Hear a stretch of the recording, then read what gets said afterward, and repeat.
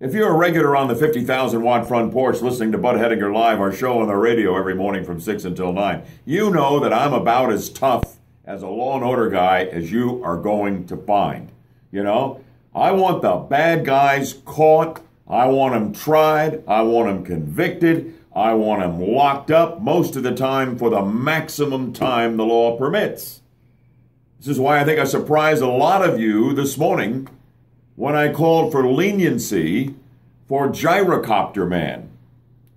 This is Doug Hughes out of Ruskin, Florida, over in the Tampa area. He's the guy you'll remember who flew that little gyrocopter 80 miles from Gettysburg, Pennsylvania, into the nation's capital and right through the heart of Washington and landed it on the Capitol lawn as a protest of corruption and campaign financing, okay? Instantly arrested. Now a grand jury has indicted him on charges that could send Doug Hughes to prison for 9.5 years. That's outrageous. We should not lock this man up. We should thank him. He revealed deficiencies in our defense in the nation's capital during the age of terrorism that apparently nobody knew about. He literally flew under the radar. Nobody saw him, and it revealed what terrorists could do.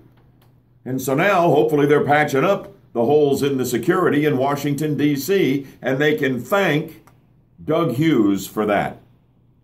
This man shouldn't be locked up. He ought to be thanked. He ought to be given a medal, frankly. These are serious charges against him.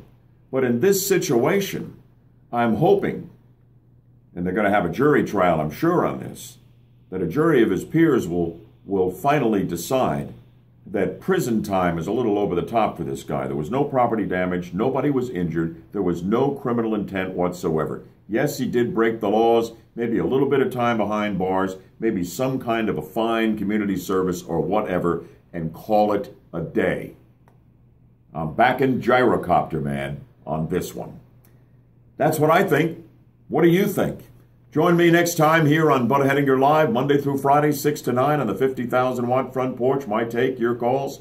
And I hope you have a wonderful Memorial Day weekend. I'll be off Friday. Simon will be hosting. Yaffe will be here as well. And no live show on Monday, so we'll catch you on Tuesday morning right here on News Radio 102.5 WFLA FM and still on AM 540.